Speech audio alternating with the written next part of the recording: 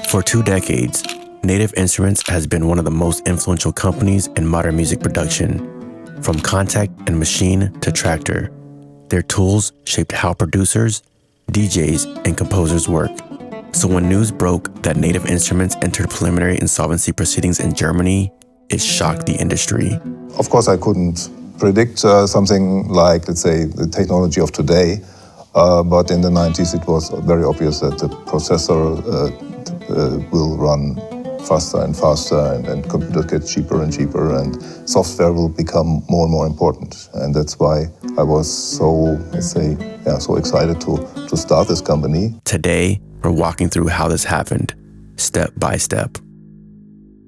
Native Instruments was founded in 1996 in Berlin, Germany.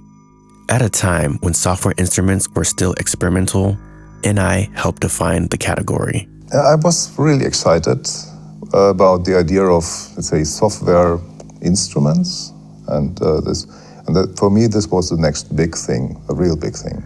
Early releases like Reactor, Battery, and Kontakt laid the foundation for modern digital production. There was a number of products, and even growing with Absent, with what do we have? We have. Then we started to have samplers, battery. Then we had Kontakt a little later. Yeah, and so it was obvious that this is like let's say a library of instruments that makes all of them make sense. We received a lot of pushback. I mean, our job was at the time to convince people that native processed sounds can sound amazing, as good as others or even better. And people just didn't believe that because there were a lot of people that had not only concerns about the sound quality, but they actually didn't want that sound quality available to anyone. During the 2000s and early 2010s, NI expanded aggressively. Maschine launched as a hybrid hardware-software platform and became a flagship product. I came from the advertisement industry, and there more specifically in the graphic and later web design area. And I had witnessed how a whole industry would be digitalized. NI evolved from a plug-in company to a full ecosystem, but scaling hardware also increased costs. First, very successful Native Instruments hardware product was Traktor X1. Steps before Komplete is that we got into this plug-in business because we had quite successful plugins. Some of the first plugins in the VSTi format was the Pro 5, later Pro 53. And we should say thanks to Steinberg inventing Steinberg VST. Really, That is when plugins, because before our instruments were standalone instruments and you could only trigger them via MIDI, and there wasn't a plugin interface, and Steinberg developed that, and then we collaborate with them, just as a side note. Because it was, now it's a given, but back then it was, we could totally see how this is changing a lot, but sorry. Yeah, Steinberg was very helpful, and it was a valuable collaboration with them. Maschine was our first product ever where we created the software and hardware together, where we envisioned both pieces, both parts from the beginning. I think we learned a lot with Maschine. It was really, I would say, one of the groundbreaking products for native. It cultivated a lot of the experiments that we did with Reactor, building a ton of groove boxes. And I mean, the lead designer for Maschine was coming from that world as well. Actually, Lorenz, our CFO, also one of the founders, Lorenz Heine, he did some analysis and he looked at our stats and he saw that on average, every user that was registered with us used to own 1.1 products on average. And we all could not believe that they really only like one product out of the 10-ish or so we had at the time. And then Lorenz was the one who said, why don't we sell all of them at the price of 2? And that's how Komplete was born. It was a big discussion because we considered it a risk, but then again,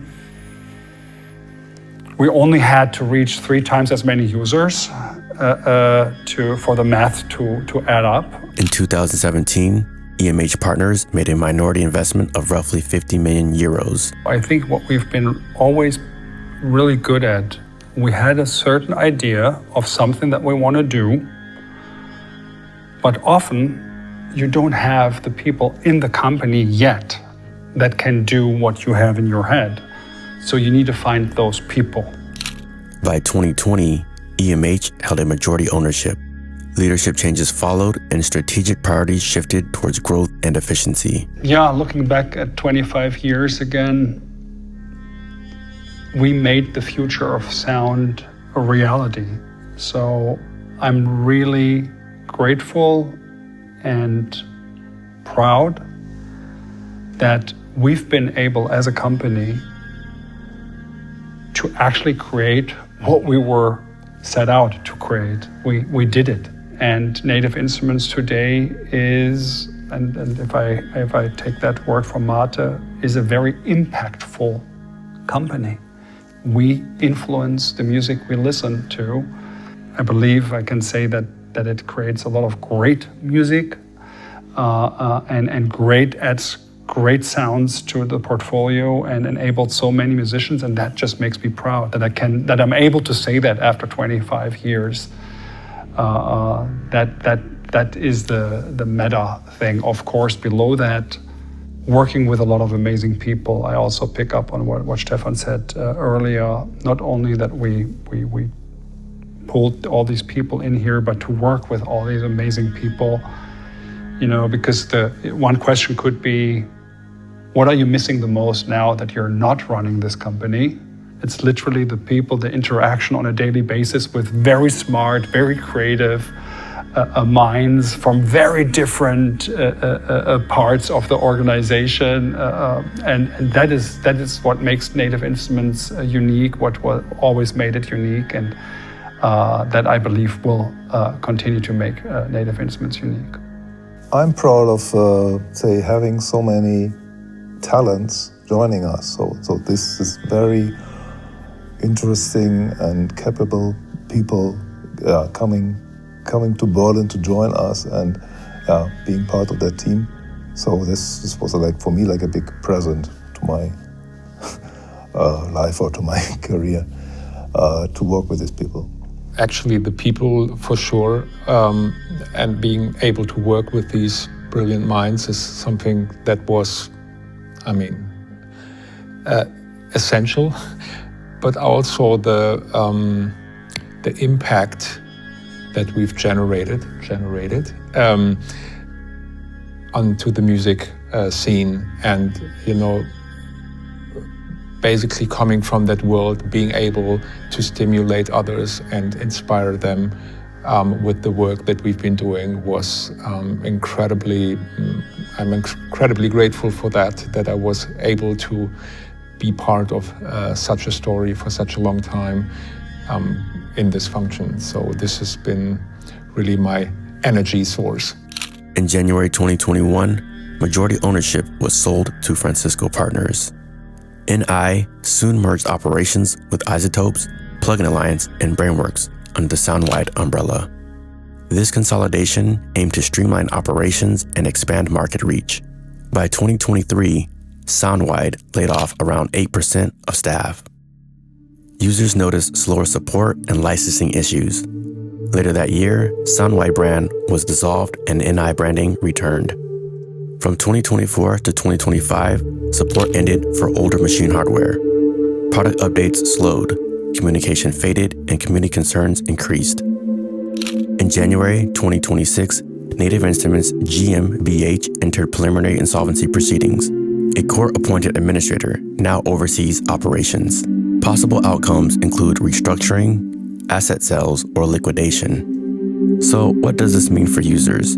Existing software should continue functioning. However, support and updates are uncertain. The future of licensing infrastructure remains unclear. Native Instruments didn't lose relevance. It lost its stability. Corporate restructuring and investor pressure reshaped the company.